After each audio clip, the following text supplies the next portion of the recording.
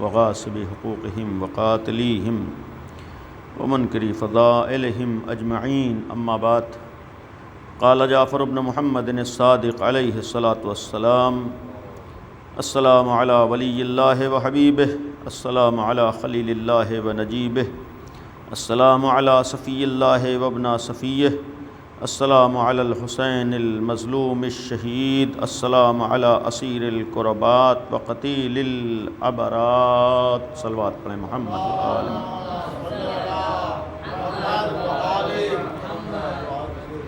صادق آل محمد، چھٹے امام امام جعفر صادق علیہ الصلاۃ والسلام سے مروی زیارت اربعین کے جملات اس سے قبل کی مجلس میں ابھی آپ کے سامنے بیان ہوئے تھے. اسی سلسلے گفتگو کو آگے بڑھاتے ہوئے کوشش ہے کچھ باتیں پہنچ سکیں. ابتداً کچھ باتیں بیان ہوئی تھیں. السلام علی ولی اللہ زیارت اربعین ہے. امام نے فرمایا کہ جب اربعین کی زیارت کے لیے جاؤ تو اس زیارت کے ذریعے سے امام کو سلام کرو. نہیں جا سکتے ہیں جہاں پر ہیں وہاں سے امام کی یہ زیارت پڑھیں. اور وہ حدیث آپ نے اکثر سنی ہے زیارت اربعین کے سلسلے میں. اس سے دو مفہوم بعض علماء نے بیان کیے ہیں کہ خود کربلا جا کر زیارت کرنا، یا اگر نہیں جا سکے ہیں تو اس حدیث کے ضمن میں اپنی جگہ سے زیارت کرنا بھی آتا ہے، جس میں 11ویں امام حسن عسکری علیہ الصلاۃ والسلام نے فرمایا ہے کہ مومن کی 5 نشانیاں ہیں، 5 علامتیں ہیں. اس میں سے ایک نشانی زیارت اربعین بھی بیان فرمائی. یعنی 11ویں امام کی حدیث ہے کہ مومن کی علامتوں میں سے ایک علامت اربعین کی زیارت ہے. اور اسی لیے اس سے قبل کی مجلس میں عرض کیا تھا کہ ہمیں نا امید نہیں ہونا ہے، مایوس نہیں ہونا ہے. اور امام حسین جیسا وسیلہ ہوتے ہوئے ہمارے ہاں مایوسی کا تصور ہی نہیں ہے. مانگنا اپنا کام ہے، امید رکھنا اپنا کام ہے، اللہ پر بھروسہ کرنا اپنا کام ہے. لیکن یہ یقین رکھنا ہے کہ اپنے حساب سے ہم مانگیں گے لیکن اللہ اپنی مصلحتوں کے اعتبار سے ہماری دعاؤں کو قبول کرتا ہے. ہماری تمنا یہی ہے، ہر مومن کی اور ہر شیعہ کی تمنا اس سال بھی یہی ہے کہ اللہ ہم سب کو اربعین کی زیارت نصیب فرمائے. اور جس فرش عزا پر بیٹھے ہیں وہاں یہ یقین رکھیے کہ ان کے یہاں کوئی چیز ناممکن نہیں ہے. یعنی توحید کی بات کہی تھی، توحید کا ایک مفہوم اہل بیت کے در پر آ کر یہ بھی ہے کہ آپ کو اللہ پر اتنا یقین ہو کہ کسی چیز کو ناممکن نہ سمجھیے. اللہ کے اختیار میں، اللہ چاہے تو ایک لمحے میں دنیا کے سارے مسائل حل ہو سکتے ہیں. اللہ چاہے تو اس کرونا جیسی وبا کا خاتمہ ایک لمحے میں ہو سکتا ہے اگر وہ چاہے. اس کی مصلحت کیا ہے ہم کو نہیں معلوم. تو جب یہ یقین ہے اس کے اختیار میں تو مانگنا اپنا کام ہے، عطا کرنا اس کا کام ہے. اور یہ یقین رکھیے کہ مانگتے جب ہم ہیں تو اللہ عطا کرتا ہے لیکن اپنی مصلحت کے اعتبار سے دیتا ہے. ہمیں نہیں معلوم اس کی مصلحت کیا، لیکن یہ یقین رکھیے کہ اگر اللہ کی مصلحت ہو تو ابھی کچھ ٹائم ہے، اللہ شاید اس کا خاتمہ فرما دے. اور جن مومنین کے دلوں میں تمنائیں ہیں کربلا پہنچنے کی، بہت سے ایسے مومنین ہیں جو ہر سال اس زیارت سے مشرف ہوتے تھے، اربعین میں امام حسین کی بارگاہ میں حاضر ہوتے تھے. بہت سے مومنین نہیں جا سکے جن کی تمنائیں تھیں. ہم ابتدا ہی میں دعا کریں اللہ اپنے رحم و کرم سے انہی حسین شہید کے صدقے میں اس وبا سے دنیا کو نجات عطا فرمائے. اور جو لوگ کربلا کی زیارت کی تمنا رکھتے ہیں ان سب کو اربعین کی زیارت نصیب فرمائے. ایک صلوات پڑھ دیں محمد و آل محمد. تو زیارت کے الفاظ یہ تھے: السلام علی ولی اللہ. پہلے ہی جملہ ہے اللہ کے ولی ہیں امام حسین، یعنی ہم ایسے امام کو سلام کرتے ہیں، ایسے امام کی بارگاہ میں ہم زیارت کے لیے حاضر ہوتے ہیں جو ولی خدا ہے. دوسرا جملہ تھا، کچھ کلمات میں زیارت کے عرض کر دوں تاکہ تبرکاً وہ زیارت بھی ہو جائے. وہ حبیب اللہ کے حبیب ہیں. السلام علی خلیل اللہ و نجیب، اللہ کے خلیل بھی ہیں اور پاک و پاکیزہ ہیں. السلام علی صفی اللہ و ابن صفیہ، اللہ کے چنے ہوئے ہیں، صفی اللہ. ان زیارتوں کا ایک مفہوم یہ ہے کہ امام حسین تمام انبیاء کے وارث تھے، اسی لیے زیارت میں بہت سے وہ خصوصیات جو بعض نبیوں سے مخصوص ہیں اسے امام نے بیان فرمایا ہے. مثلا خلیل اللہ جناب ابراہیم ہیں، امام حسین جناب ابراہیم کے وارث ہیں. صفی اللہ جناب آدم ہیں، ان کے وارث امام حسین ہیں. حبیب اللہ آخری نبی ہیں. ان کے وارث امام حسین ہیں، یعنی کربلا میں تمام انبیاء کی وراثت امام حسین کے پاس ہے، تمام انبیاء کے وارث بن کر کربلا میں ظاہر ہوئے ہیں۔ السلام علی صفی اللہ و ابن صفیہ، خود بھی صفی ہیں، صفی اللہ اور صفی اللہ کے بیٹے ہیں۔ السلام علی الحسین المظلوم، حسین مظلوم پر ہمارا سلام ہو۔ الشہید، جنہیں شہید کیا گیا ہے۔ السلام علی اسیر القربات، جو رنج و غم کا شکار ہوئے ہیں، جنہیں امتحانات سے گزرنا پڑا ہے، جو کرب کے مرحلے سے گزرے ہیں۔ وقتیل العبرات، اس امام پر سلام ہو جو کشتہ گریا ہے۔ اللہم انی اشہد انہ ولیک و ابن ولیک، خدایا میں اس بارگاہ میں حاضر ہو کر اس بات کی گواہی دیتا ہوں کہ ایسے امام کے سامنے کھڑا ہوں جو خود ولی ہے اور ولی کا بیٹا ہے۔ ہم ولی خدا کی بارگاہ میں پہنچتے ہیں، اللہ کے ولی کے پاس حاضر ہوتے ہیں۔ صفیوں کا و ابن صفیک، ہم ایسے امام کے پاس جاتے ہیں یا ایسے امام کی بارگاہ میں سلام کرتے ہیں جو صفی اللہ ہے، اللہ کا چنا ہوا ہے، اللہ کا کائنات کا خلاصہ اور نچوڑ ہے، یہ بھی کہیں۔ و ابن صفیک الفائز بکرامتک، وہ امام جو اللہ کی جانب سے تمام کرامات تک پہنچا ہوا ہے، اللہ نے اسے سارے کمالات پر فائز کیا ہے، تمام کرامتیں عطا کی ہیں۔ اور اکرمتہ بالشہادہ، یہ بھی امام حسین کے لیے کہ اللہ نے انہیں اکرام عطا کیا ہے، مکرم بنایا ہے شہادت کے ذریعے سے، یہ ایک درجہ اللہ نے انہیں عطا کیا ہے۔ اکرمتہ بالشہادہ، امام حسین کو شہادت کے ذریعے سے مکرم کیا ہے۔ وہبوتہ بالسعادہ، امام حسین کو سعادت سے نوازا ہے۔ شہادت کا مرحلہ بھی امام حسین کے لیے ہے، سعادت اور کامیابی کا درجہ بھی صرف امام حسین کے لیے، یعنی اگر کہیں کامیابی مل سکتی ہے تنہا در امام حسین ہے، کہیں پر انسان سعید اور کامیاب ہو سکتا ہے تنہا بارگاہ ابا عبداللہ ہے۔ اور اس کے بعد ہے وَاجْتَبَيْتَهُ بِطِيبِ الْوِلَادَةِ، اللہ نے یہ بھی اہل بیت کو مرتبہ عطا کیا۔ آج امام کے مقابلے میں یا اہل بیت کے مقابلے میں بعض شخصیتوں کو لانے کی کوششیں ہوتی ہیں، یہ بھی ایک آل محمد کا امتیاز ہے جسے امام نے بیان فرمائے۔ یہ وہ خاندان ہے جن کی ولادت بھی پاک و پاکیزہ ہے، جو طاہر الولادہ ہیں۔ ایسے امام کو امام ماننا ہے، ایسے کو ولی ماننا ہے، ایسے کو اللہ کا نمائندہ ماننا ہے، ایسے کو اللہ کی جانب سے جانشین ماننا ہے جو طیب الولادہ ہو، جس کی ولادت پاک ہو۔ یعنی طیب الولادہ وہی ہو سکتا ہے جس کی پیشانی کبھی شرک اور بت پرستی سے آلودہ نہ ہوئی ہو۔ اگر ہمارا ولی ہو سکتا ہے، اگر ہمارا امام ہو سکتا ہے، اگر ہمارا رہبر ہو سکتا ہے، تو اس زیارت نے ایک پیغام دیا ہے، امام ماننا ہے، رہبر ماننا ہے، ولی ماننا ہے، امیر ماننا ہے، تو اسے ماننا ہے جو صرف دنیا ہی میں پاک نہیں ہوا ہے بلکہ جس وقت دنیا میں قدم رکھا ہے تو پاک و پاکیزہ آیا ہے۔ ایک صلوات پڑھ دیں محمد و آل محمد۔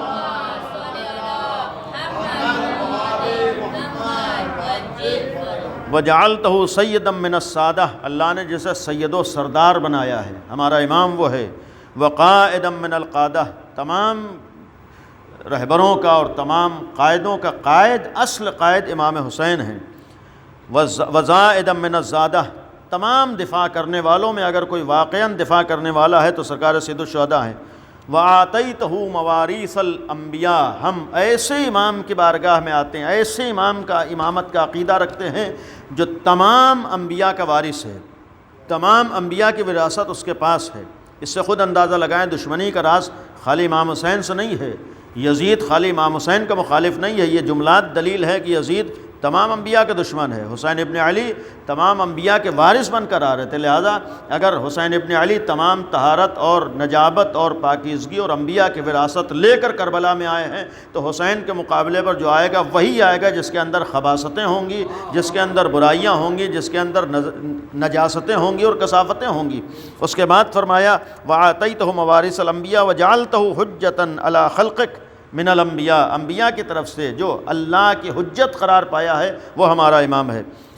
فَعَذَرَتْ الدُّنْيَا وَمَنْهَا الصُّفْ، ایک جملہ قابل غور ہے، بقیہ چیزیں چھوڑتے ہو۔ بَذَلَ مُحْجَتَهُ 40 امام حسین کا شاید بعض جگہوں پر میں نے عرض بھی کیا ہے کہ بہت بڑا پیغام ہر حسینی کے لیے ہے، ہر کربلا کی طرف توجہ کرنے والے کے لیے ہے، ہر 40 کی تمنا رکھنے والے کے لیے ہے۔ زیارت 40 کا یہ جملہ آج خود امام کا بیان کیا ہوا ہے۔ ہم جب زیارت کے لیے حاضر ہوتے ہیں تو جملہ کہتے ہیں بَذَلَ مُحْجَتَهُ فِيكَ لِيَسْتَنْقِذَ عِبَادَكَ مِنَ الْجَهَالَةِ وَحِيرَةِ الضَّلَالَةِ، ہم ایسے امام کی طرف متوجہ ہوئے ہیں، ایسے امام کی بارگاہ میں آئے ہیں، اس امام کی زیارت کے تمنا لیے ہوئے ہیں جس نے 2 کام اللہ کے لیے کیے ہیں۔ بذل مہجتہ، جس نے اپنے خون کا نذرانہ اللہ کی راہ میں پیش کیا ہے، شہادت کا مرتبہ حاصل کیا، اللہ کی راہ میں شہید ہوا ہے، قربانی دی ہے۔ کیوں؟ یہ امام فرما رہے ہیں، یہ امام صادق کے جملات ہیں۔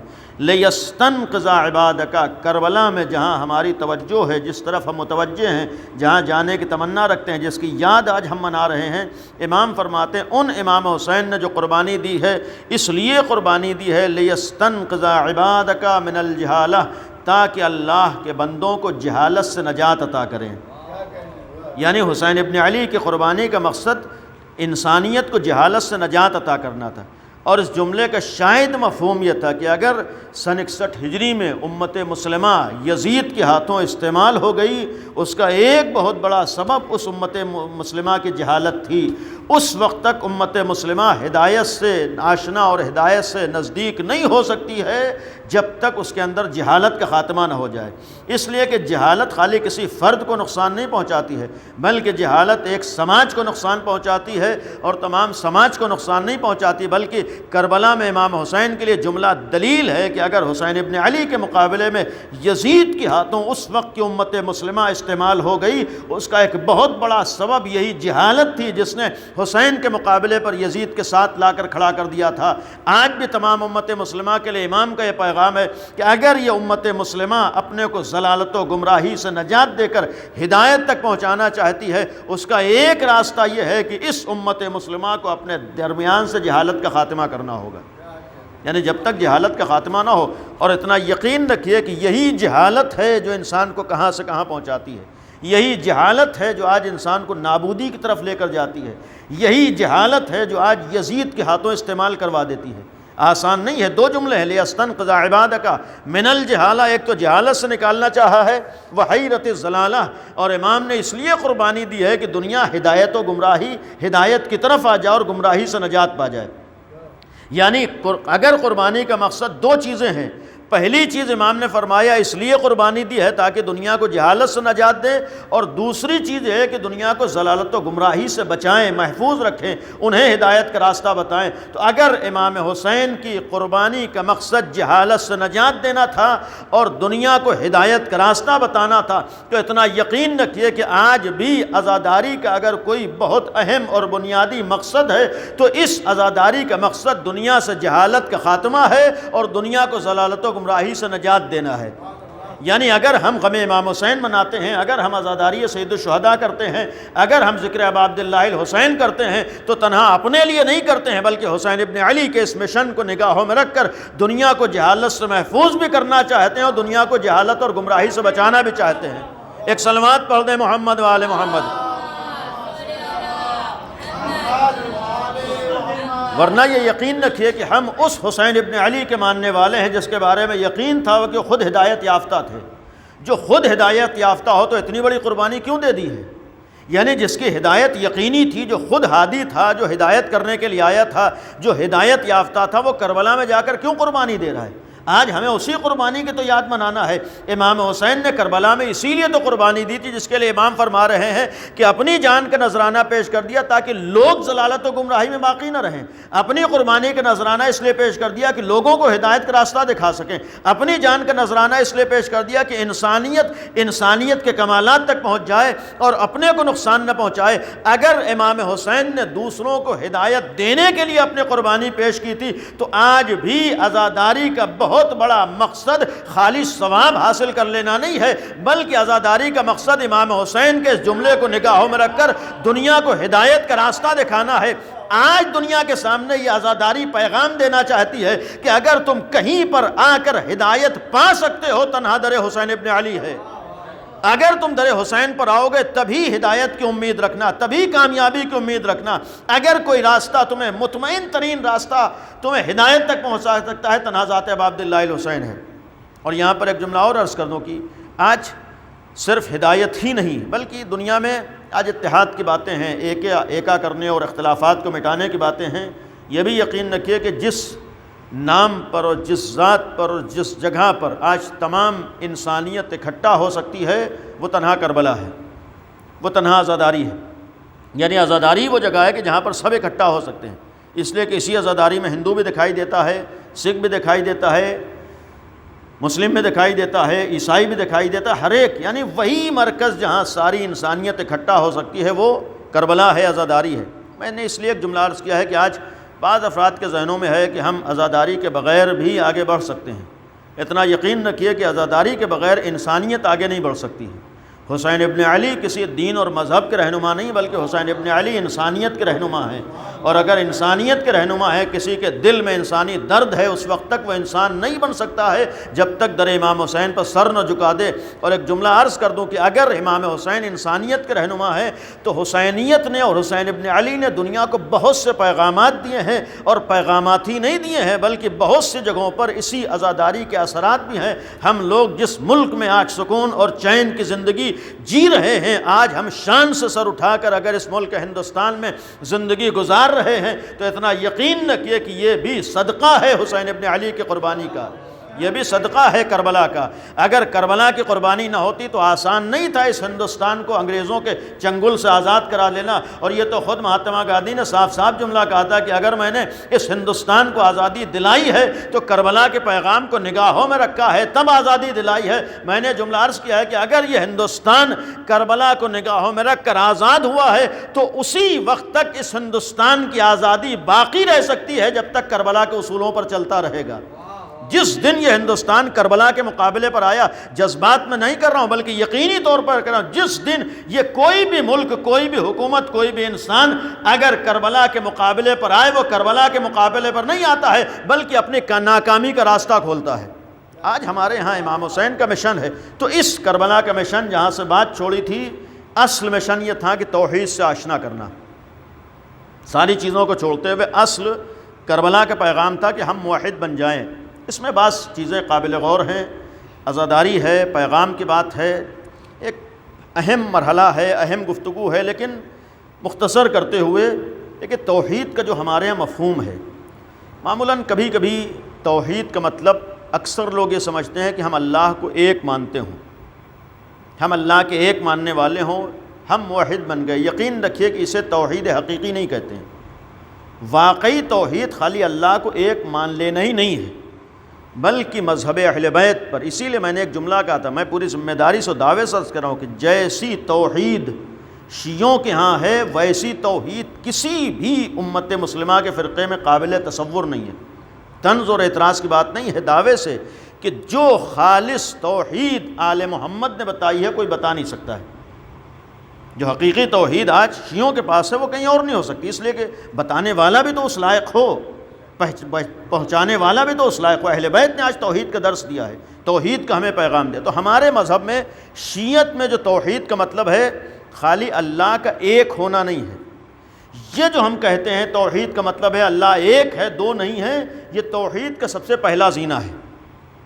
یعنی ہم توحید کے پہلے زینے پہ آئے ہیں، ابھی واقعی موحد نہیں بنے ہیں۔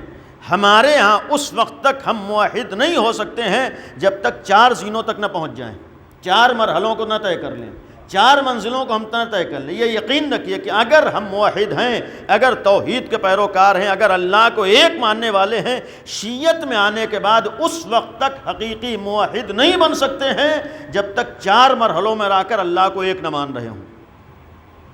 منزل سخت ہے لیکن قابل غور ہے۔ اللہ کو ہمیں 4 منزلوں میں، 4 مرحلوں میں، 4 زینوں پر گویا چڑھنا ہے۔ 4 مرحلے بیان کیے گئے۔ پہلا مرحلہ ہے جسے ہم لوگ توحید کہتے ہیں، توحید ذاتی، یعنی عقیدہ رکھنا ہے کہ اللہ دو نہیں ہے، ایک ہے، ذات پروردگار خالی ایک ہے۔ ہم اس ایک اللہ کے ماننے والے ہیں، اس اللہ کا کوئی شریک نہیں ہے، اس اللہ کے ساتھ کوئی نہیں ہے۔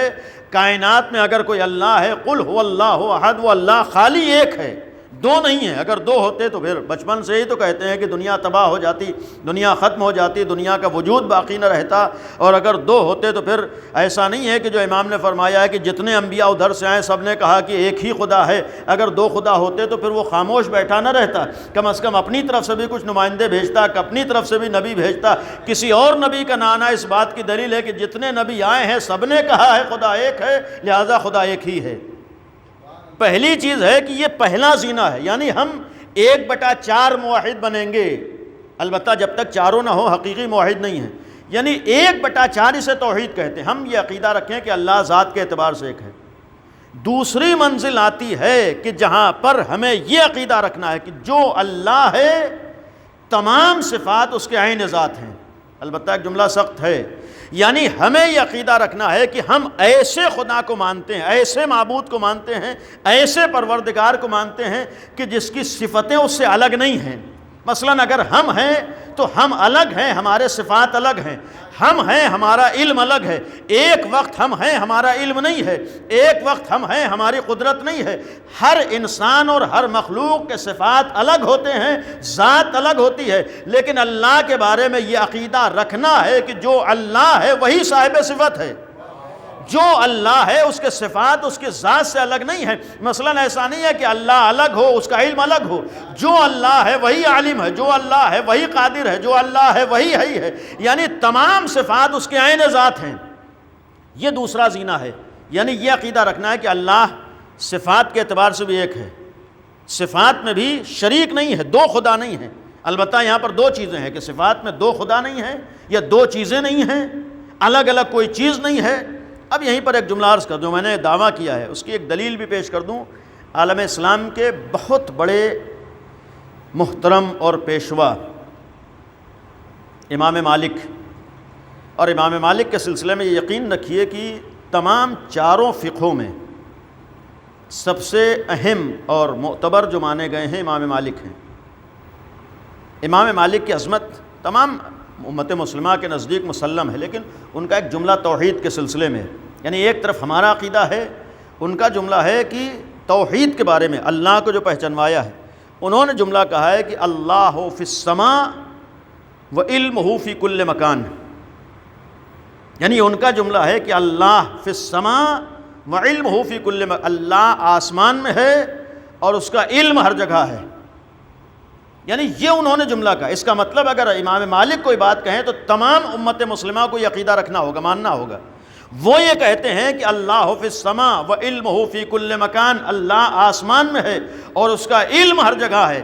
اگر ایک ذات کہیں پر ہو اور اس کا علم ہر جگہ ہو تو اس کا مطلب ہے خود عقیدہ رکھا ہے کہ اللہ الگ ہے، اس کا علم الگ ہے، یعنی یہ خود بخود اظہار کیا ہے کہ اللہ الگ ہے، اس کا علم الگ ہے، ورنہ یہ کیوں کہتے ہیں کہ بھئی اللہ آسمان میں ہے اور اس کا علم ہر جگہ ہے؟ یہ اظہار اس بات کا دلیل ہے کہ عقیدہ ہے کہ وہاں دو چیزیں پائی جاتی ہیں، صفت الگ ہے۔ ہمارا عقیدہ ہے ہم اس وقت تک موحد نہیں بن سکتے ہیں، مسلمان نہیں بن سکتے ہیں جب تک یہ عقیدہ نہ رکھیں کہ اس کے صفات عین ذات ہیں، ذات سے الگ نہیں۔ ہم یقین کرنا ہوگا جو اللہ ہے وہی عالم۔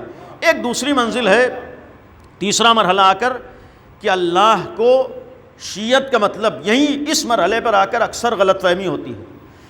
دیکھیں توحید کا مطلب، موحد کا مطلب، شیعت کا مطلب اس تیسرے مرحلے پر آ کر یہ عقیدہ رکھنا ہے کہ اللہ افعال میں بھی واحد ہے، ایک ہے۔ یہاں پر بھی توحید کو ماننا ہے۔ افعال میں ایک ماننے کا مطلب یہ ہے کہ جتنے کام اللہ کرتا ہے اس کا کوئی شریک نہیں ہے، یعنی تمام کاموں میں تنہا وہی ایک ہے۔ شیعت کا مطلب ہے کہ آپ کو عقیدہ رکھنا ہے کہ اگر کائنات میں کوئی خالق ہے تنہا وہ ذات ہے، کائنات میں رازق ہے تنہا وہ کوئی وہی ذات ہے، جتنے کام انجام دیتا ہے اکیلا وہ انجام دیتا ہے، کسی کا محتاج نہیں ہے۔ یہ اور بات ہے کسی اور کے ذریعے انجام دلوا دے تو کسی کے ذریعے انجام دلوانے سے دو خدا نہیں ہو جاتے ہیں۔ آج اگر باپ کو ذریعہ بنا رہا ہے اولاد کے وجود میں آنے کا تو اس کا مطلب شرک عقیدہ نہیں ہے، خالق تو اللہ ہے، باپ کو ذریعہ بنایا ہے۔ آج اگر ہم آل محمد کے سلسلے میں کہتے ہیں کہ بہت سے کمالات کے حامل اہل بیت تھے، بہت سی فضیلتوں کے حامل آل محمد تھے، تو اس کا مطلب شرک نہیں ہوتا ہے۔ یہی تو ہمارا عقیدہ ہے، کائنات میں اہل بیت ہی اس لائق تھے کہ اللہ نے اگر کمالات دیے ہیں تو تنہا انہی کو دیے ہیں، اللہ نے ان کو عطا کیا ہے، یہ ذریعہ بنے ہیں۔ یہ بھی عقیدہ، ساری چیزیں ان کے اختیار میں اللہ نے دی ہیں، لیکن ایک بنیادی سا فرق شیعت میں ہمارا عقیدہ یہ ہے کہ جو بھی اہل بیت کرتے ہیں وہ ذاتی طور پر نہیں کرتے ہیں، اللہ کی عطا سے کرتے ہیں۔ یعنی سارے کمالات، ہو سکتا ہے آل محمد کی طرف بعض جگہوں پر یہ نسبت دی جائے کہ خالق ہیں، تو وہ ڈائریکٹ خالق نہیں ہیں۔ اگر خالق ہیں تو اللہ نے انہیں خالق میں ذریعہ بنایا ہے، لہذا خالق ہیں۔ یہ عقیدہ نہیں ہو سکتا ہے کہ اللہ کے مقابلے میں کوئی خالق ہو جائے، ہو ہی نہیں سکتا ہے۔ اللہ خالق ہے، تنہا خالق ہے، اور جو بھی ہے وہ اللہ کی طرف سے آتا ہے۔ حتیٰ تمام فضائل میں، تمام کمالات میں یہ عقیدہ رکھنا۔ اب یہیں پر ایک حساس پہلو ہے، امام کی ایک حدیث ہے بعض موقعوں پر بعض باتیں آج ہمارے بیان ہوتی ہیں۔ امام نے فرمایا کہ ہمارے بارے میں جو بھی فضیلت بیان کرنا چاہو بیان کر سکتے ہو۔ تو ایک سوال ہوگا کہ پھر غلو کس کو کہتے ہیں؟ اس کی حد خود امام نے بیان فرما دی۔ آج بعض لوگ اس کا شکار ہوتے ہیں۔ امام نے فرمایا جو بھی ہمارے بارے میں بیان کرنا چاہتے ہو بیان کر سکتے ہو، اور اس حدیث کا ایک مفہوم ہے کہ یہی تمہیں توحید کو پہچنوائے گا، یہی تمہارے لیے توحید کا ذریعہ ہوگا، ہمارے فضائل سبب بنیں گے اللہ کی معرفت کا۔ سوال یہ ہے کہ بھئی جو بھی کہنا چاہو کہہ سکتے ہو۔ امام نے فرمایا ہمارے بارے میں جو چاہو کہہ سکتے ہو، ہمارے جتنے بھی کمالات بیان کرنا چاہتے ہو بیان کرو، صرف اس فرق کو باقی رکھنا کہ ہم مخلوق ہیں وہ خالق ہے، صرف اس فرق کو باقی رکھنا کہ ہم مخلوق ہیں وہ خالق ہے۔ اب جتنے ہمارے کمالات کا ذکر کرو گے اس سے عظمت خدا میں اضافہ ہوگا، کمی نہیں ہوگی۔ اس لیے کہ تمام کمالات کو بیان کرنے کے بعد جب اس نقطے پر آؤ گے اور یہ کہو گے یہ مخلوق ہے، تبھی تو سوچنے پر مجبور ہوگے جب ایسی مخلوق ہے تو ان کا خالق کتنی عظمتوں کا حامل ہوگا۔ ایک صلوات پڑھ دیں محمد و آل محمد۔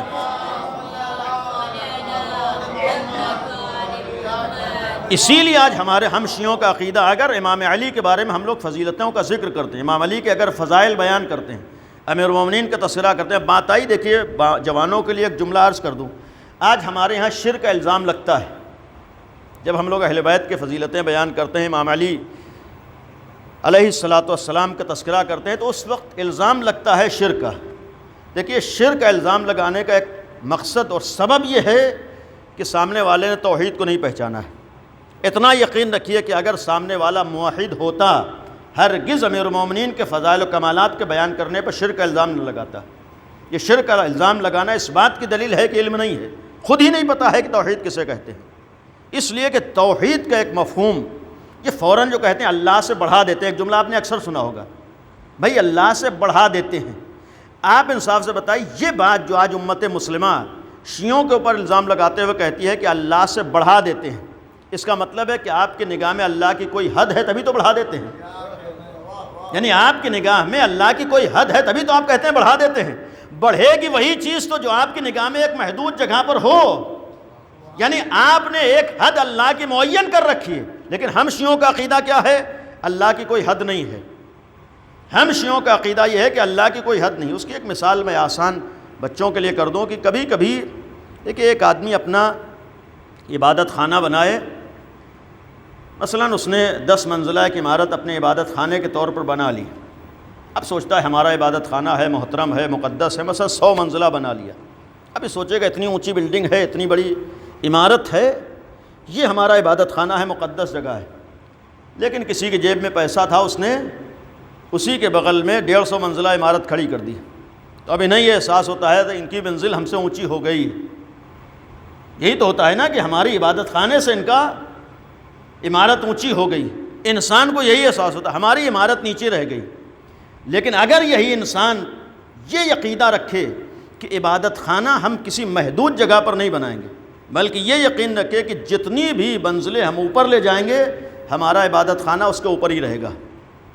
میں اس کی اور مثال عرض کر دوں، مثلاً آخری جو چھت ہوگی اس پر ہمارا عبادت خانہ ہوگا۔ بہرحال بات کو پہنچانے کے لیے، ورنہ مثالوں میں مناقشہ نہیں ہوتا ہے، بات کو سمجھانے۔ مثال کے طور پر ہم کو چھت پہ عبادت خانہ بنانا ہے، یہ عقیدہ رکھنا ہے کہ چھت ہی پر عبادت خانہ رہے گا۔ آپ 200 منزلہ عمارت کھڑی کیجئے تب بھی آپ کا عبادت خانہ اوپر ہوگا، 1000 منزلہ عمارت کھڑی کیجئے تب بھی عبادت خانہ اوپر ہوگا، 1,00,000 منزلیں کھڑی کر دیے تب بھی عبادت خانہ اوپر ہوگا۔ لیکن آپ نے اگر زمین پر عبادت خانہ بنا دیا اور کسی کے پاس حیثیت ہے تو آپ کا اپنا عبادت خانہ چھوٹا نظر آئے گا۔ امت مسلمہ کے ساتھ آج مجبوری یہی ہوئی کہ امت مسلمہ نے اپنے اللہ کا ایک تصور اپنے ذہن میں بٹھا رکھا ہے کہ بس اسی کو خدا کہتے ہیں۔ جب علی کے فضائل بیان ہوتے ہیں تو انہیں اپنا خدا چھوٹا دکھائی دیتا ہے، لہٰذا الزام لگتا ہے کہ اللہ سے بڑھا دیتے ہو۔ ہم یہی تو تمہیں پیغام دینا چاہتے ہیں کہ اس خدا کے لیے کوئی ذہنی تصور نہ بناؤ، بلکہ در علی پر آؤ۔ جب تم فضائل علی کو سنو گے اور سمجھو گے تب تمہیں معلوم ہوگا جب علی اتنے کمالات کے حامل ہیں تو اس علی کا خلق کرنے والا کتنے کمالات کا حامل ہوگا۔ ایک صلوات پڑھ دیں محمد۔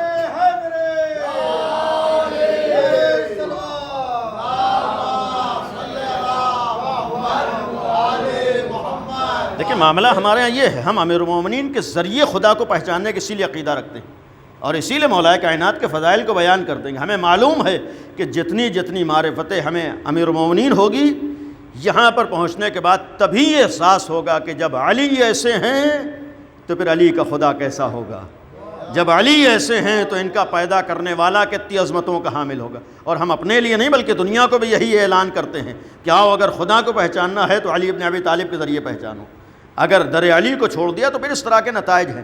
تو اصل مرحلہ میں نے کہا کہ تیسری منزل پر یہ عقیدہ رکھنا ہے کہ خالق صرف وہ ہے، رازق صرف وہ ہے، تمام اس کے افعال اس سے مخصوص ہیں، اللہ کا کوئی شریک نہیں ہو سکتا ہے۔ ایسا نہیں ہے کہ اللہ خلقت میں کسی کا مجبور محتاج ہو جائے، اللہ محتاج نہیں ہو سکتا ہے، کسی بھی ذات کو خلق کرنے میں وہ کسی کا محتاج نہیں ہے، اس کا کوئی شریک نہیں، شریک بنا لے یا اور ہے۔ دیکھیے میں جو جملہ عرض کر رہا ہوں، اپنا کسی کو شریک کر دے کسی دوسرے کی مجبوری کی بنیاد پر، اس کا مطلب یہ نہیں ہوتا ہے کہ اللہ کا کوئی شریک ہو گیا۔ اس نے کسی کو ذریعہ بنایا، جب ذریعہ بنایا ہے تو پھر اس کی طرف سے ہے۔ تو اب اس مرحلے میں تیسری منزل جس کو ہم لوگ توحید افعالی کہتے ہیں، توحید افعالی کا مطلب یہ ہو ہم نے اللہ کو ذات کے اعتبار سے ایک مانا ہے، دوسری منزل آ کر اللہ کو ہم نے صفات کے اعتبار سے ایک مانا ہے، تیسری منزل پر آ کر اللہ کو افعال کے اعتبار سے ایک ماننا ہے، یعنی تب ہم موحد کہلائیں گے۔ یہ عقیدہ رکھنا، اس کا مطلب اگر کہیں اس طرح کا اظہار ہو کہ اللہ کے مقابلے میں کوئی بھی کسی طرح کی حیثیت و طاقت رکھتا ہے اللہ کے مقابلے میں، وہ موحد نہیں ہو سکتا ہے، یعنی وہ موحد نہیں ہو سکتا ہے۔ حتیٰ ہم امیر المومنین مولا متقیان کے سلسلے میں یہ عقیدہ رکھتے ہیں کہ اللہ نے انہیں سارے کمالات عطا کیے ہیں، امیر المومنین کی ذاتی ملکیت نہیں ہے۔ اور یہی تو علی ابن ابی طالب کی فضیلت ہے کہ اگر اللہ کی نگاہ میں کوئی اس لائق تھا جسے اللہ کمالات عطا کرے، وہ تنہا علی کی ذات تھی، یعنی اس کے علاوہ کوئی ایسی ذات نہیں ہے کہ جسے اللہ کمالات عطا کرے۔ یہ امیر المومنین کی فضیلت ہے۔ حتیٰ امیر المومنین کو ایسی فضیلتیں عطا ہوئی ہیں کہ آدمی سوچ بھی نہیں سکتا ہے، تصور نہیں کر سکتا ہے، تو اللہ نے انہیں عطا کیا۔ یہ ایک بنیادی ہمارا عقیدہ ہے، یہ فرق ہے کہ جتنی بھی چیزیں ہیں وہ ان کی اپنی نہیں ہیں۔ حتیٰ اس منزل میں لا کر اسی توحید افعالی میں ایک بحث آتی ہے ولایت کی۔ جو ولی میں نے عرض کیا ہے کہ ولی اللہ ہے، یہ ولایت بھی جو ہمارا عقیدہ ہے، اللہ بھی ولی ہے، امیر المومنین بھی ولی ہے، لیکن فرق یہ ہے کہ اللہ کے پاس جو ولایت ہے اس کی اپنی ہے، امیر المومنین کے پاس جو ولایت ہے وہ اللہ کی دی ہوئی ہے، یعنی مولا متقیان کے پاس جو ولایت ہے وہ اللہ کی عطا کی ہوئی ہے۔ یہی بنیادی فرق ہے، یہی بہت بڑا فرق ہے، یعنی اللہ کی ولایت ذاتی ہے، اس کی اپنی ہے، اس کی ملکیت ہے، لیکن امام علی کے پاس جو ولایت ہے وہ اللہ نے دی ہے۔ پھر آپ سوال کریں گے فضیلت کیا ہے جب اللہ نے دی ہے؟ فضیلت یہ ہے کہ اللہ اپنی ذاتی چیز اگر کسی کو دیتا ہے تو غیرے کو نہیں دیتا ہے، بلکہ اپنی نگاہ میں جسے لائق سمجھتا ہے اسے ولی بناتا ہے۔ ایک سلوات پڑھ دیں محمد و آل محمد۔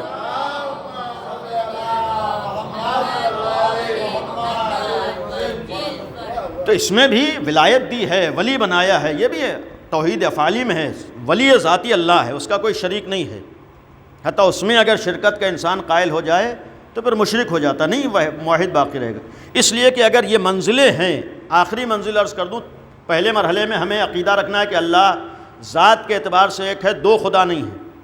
اللہ صفات کے اعتبار سے ایک ہے، یعنی اس کی تمام صفتیں اس کی ذات سے الگ نہیں ہیں، تمام کمالات اس کی ذات کے اندر پائے جاتے۔ تیسری منزل آتی ہے اللہ افعال میں اکیلا ہے، اس کا کوئی شریک نہیں ہے، وہ کسی کا محتاج نہیں ہے، جو کرتا ہے اکیلے کرتا ہے، اپنے اختیار سے کرتا ہے، اور دنیا میں کوئی کچھ کرتا ہے اس کی عطا سے کرتا ہے۔ حتیٰ اگر ہماری زبان ہل رہی ہے تو یہ بھی اس کی عطا ہے، اللہ نے اختیار دیا ہے ہمیں۔ کبھی کبھی انسان اس اختیار کا غلط استعمال کر لیا اور ہے، لیکن دیا ہوا کمال اللہ کا ہے، طاقت دی ہوئی اللہ کی۔ تو یہ تیسری منزل ہے، تب ہم آ کر موحد ہوں گے۔ اب آخری منزل شیعت میں ہمارے آتی ہے، اس کے بعد جا کر ہم واقعی معنی اور حقیقی معنی میں موحد کہلائیں گے، یعنی اللہ کو ایک مان لیا ہے ذات میں، صفت میں اور افعال میں۔ چوتھی منزل پر آ کر ہمیں یہ عقیدہ رکھنا ہے کہ اگر کائنات میں کوئی لائق عبادت ہے تو تنہا اللہ کی ذات ہے، یعنی یہ آخری منزل توحید کی ہے۔ جب ہم موحد بنیں گے، جب توحید کے قائل بنیں گے، جسے ہمیں توحید عبادی کہتے ہیں، ہم شیعوں کا عقیدہ ہے کہ اس کائنات ہست و بود میں اگر کوئی لائق عبادت ہے تنہا وہ ذات ہے، تنہا اگر کوئی عبادت کے لائق ہے ہمارا خدا ہے. اگر کسی کی عبادت جائز ہے وہ صرف ہمارے معبود کی جائز ہے، کسی اور کی عبادت جائز نہیں ہے. اس کا مطلب ہے کہ اگر توحید ان 4 چیزوں کو کہتے ہیں تو اس کے مقابلے میں شرک آتا ہے. یعنی اللہ کو اگر کوئی 2 مان لے یہ بھی مشرک ہے، اللہ کو صفات میں کوئی 1 نہ مانے وہ بھی مشرک ہے، اللہ کے افعال میں کوئی اللہ کا شریک بنا دے وہ بھی مشرک ہے، اگر اللہ کی عبادت میں کسی کو شریک بنا دے تو یہ بھی مشرک ہے. ہمارے مذہب میں اللہ کے عبادت میں بھی کوئی شریک نہیں ہو سکتا ہے. عبادت صرف خدا کی ہے، معبود صرف پروردگار ہے. ہم آل محمد کی عبادت نہیں کرتے ہیں. احترام اور ہوتا ہے، عبادت اور ہوتی ہے. تعظیم اور ہوتا ہے، معبود ہونا اور ہوتا ہے. ہم اہل بیت کا احترام کرتے ہیں، تعظیم کرتے ہیں، عبادت صرف خدا کی کرتے ہیں. البتہ یہ بھی ایک کمال ہے کہ ہم آل محمد کی تعظیم کرتے خود بخود معبود کی عبادت ہوتی جاتی ہے. ایک سلوات پڑھنے ہیں محمد و آل محمد.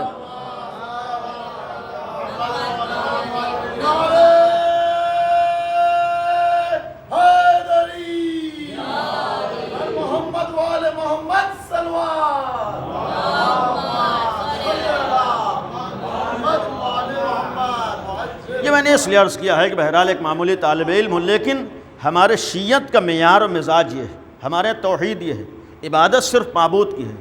اور عبادت کہتی اس کو ہے کہ جو بھی کام مرضی خدا سے کیا جائے وہ عبادت ہوتی. ہم نے چونکہ علی کو مولا حکم خدا سے مانا ہے لہٰذا یہ ہمارے لیے عبادت ہے. ہم عزاداری حکم خدا سے کرتے ہیں لہٰذا یہ عبادت ہے. ہم سینہ زنی اللہ کی مشیت اور مصلحت کو نگاہوں میں رکھ کے کرتے ہیں لہٰذا عبادت ہے. یہ عبادت خدا ہے. یعنی ہمارا عمل عبادت ہے. ہم ان چیزوں کی عبادت نہیں کرتے ہیں، عبادت تو خدا کی کرتے ہیں. تعزیہ خالی وسیلہ ہے، عبادت تو ہماری خدا کی ہے. علم تو خالی ذریعہ ہے، معبود تو ہمارا پروردگار ہے. ہم کسی چیز کا احترام اور ہے. خود قرآن نے کہا ہے کہ وَمَن يُعَظِّمْ شَعَائِرَ اللَّهِ، اللہ کے شعائر، مطلب یہ ہے کہ اللہ الگ ہے، شاعر الگ ہے. تو ہم اللہ سے جو چیزیں منسوب ہیں ان کے احترام کے قائل ہیں. تو الحمدللہ ہمارے عزاداری بھی عبادت خدا ہے. ختم کر رہا ہوں، یہ بھی ہم اللہ کی عبادت، چونکہ قرآن نے کہا ہے کہ ہم موحد ہیں. اگر موحد ہیں تو ہمیں توحید کا ثبوت بھی پیش کرنا ہے فرش اعضاء پر آ کر. یہ یقین رکھیے کہ فرش اعضاء پر آنے کا مطلب ہے کہ آپ کو توحید کا ثبوت پیش کرنا ہے، آپ کو موحد ہونے کا اعلان کرنا ہے. ہم امام حسین کا غم منا کر یہ اعلان کرتے ہیں کہ ہم اللہ کے ماننے والے ہیں. ہم حسین ابن علی کا غم منا کر یہ اظہار کرتے ہیں کہ ہم اپنے معبود کی عبادت کرنے والے ہیں، چونکہ خود خدا نے حکم دیا ہے وَمَن يُعَظِّمْ شَعَائِرَ اللَّهِ فَإِنَّهَا مِن تَقْوَى الْقُلُوبِ. جو بھی اللہ کے شاعر کا احترام کرے تو یہ انسان کے متقی ہونے کی دلالت ہے، دلیل ہے، اس کے تقوی کی دلیل ہے. ختم کر رہا ہوں. اگر اللہ نے حکم دیا ہے، قرآن کی آیت ہے کہ جو بھی اللہ کے شاعر کا احترام کرے، شاعر اللہ کا مطلب خالی خلاصے کے طور پر عرض کروں، وہ چیز جو آپ کے شعور کو اللہ تک پہنچا رہی ہو، جو چیز آپ کے شعور کو اللہ کی طرف متوجہ کرے، وہ ہے شاعر اللہ. یعنی ان چیزوں کو دیکھ کر ہمارا ذہن کربلا تک جاتا ہے، اور کربلا میں چونکہ حسین ابن علی نے توحید کی لاج رکھی تھی لہٰذا ان چیزوں کو دیکھ کر ہمارا ذہن خداوند عالم تک پہنچتا ہے. ہمارا شعور اللہ کی طرف، ہم تعزیہ کو دیکھتے ہیں وسیلہ بوسیلہ ہمارا ذہن اللہ تک پہنچتا ہے. ہم علم کو دیکھتے ہیں ہمارا ذہن اللہ تک پہنچتا ہے. اس لیے کہ تعزیہ اس روضے کے شبیہ ہے جس روضے کے اندر امام حسین نے اس سرزمین پر اللہ کے دین کو بچانے کے لیے قربانی پیش کی تھی. آج اگر علم کو ہم احترام کرتے ہیں، علم کی تعظیم کرتے ہیں، یہ وہ علم ہے، اس علم کی شبیہ ہے جو کربلا میں اللہ کے دین کو بچانے کے لیے بلند ہوا تھا. اللہ کے دین کی حفاظت کے لیے جو علم اٹھا تھا، یہ علم ہمیں اس علم کی طرف متوجہ کرتا ہے. اور جب ہم اس علم کی طرف متوجہ ہوتے ہیں تو ہمارا ذہن خدا کی طرف جاتا ہے. تو یہ ساری چیزیں ہمیں خدائی بنانے کے ذریعہ ہیں، اور جب خدائی بنانے کے ذریعہ ہیں تو یہی چیز ہمارے لیے عبادت ہوتی. آخری جملہ اپنے نوجوانوں کے لیے عرض کر دوں کہ اگر شاعر اللہ کا احترام ہمارے لیے واجب ہے، لازم ہے، اور عزاداری کے تبرکات یا عزاداری میں جتنی چیزیں ہم لوگ کرتے ہیں وہ اللہ کے لیے کرتے ہیں، اپنے لیے نہیں کرتے ہیں، تو پھر اگر اللہ کے لیے کرتے ہیں تو پھر عزاداری میں جذباتی ہونے کا کوئی تصور نہیں ہے، جوش میں آ جانے کا کوئی تصور نہیں ہے. جب ہمیں اللہ کے لیے کرنا ہے تو قدم قدم پر اپنے جذبات پہ قابو رکھنا ہے، مرضی خدا کو نگاہوں میں رکھنا ہے. یہ نہیں ہے کہ ہم جذبات میں بہہ جائیں کہیں بھی کسی مرحلے پر. لہٰذا جب اللہ کی مرضی کو نگاہوں میں رکھنا ہے تو اس عزاداری میں جو چیز شامل ہو سکتی ہیں وہی چیز شامل ہو سکتی ہیں جو شاعر اللہ ہوں. یا یہ کہا جائے کہ عزاداری کے تمام تبرکات کو ہم لوگ شاعر اللہ کہتے ہیں، لیکن انصاف سے بتائیے اگر شاعر اللہ کہتے ہیں تو شاعر اللہ کا مطلب میں نے کہا کہ وہ چیزیں جو آپ کے شعور کو اللہ تک پہنچا رہی ہوں،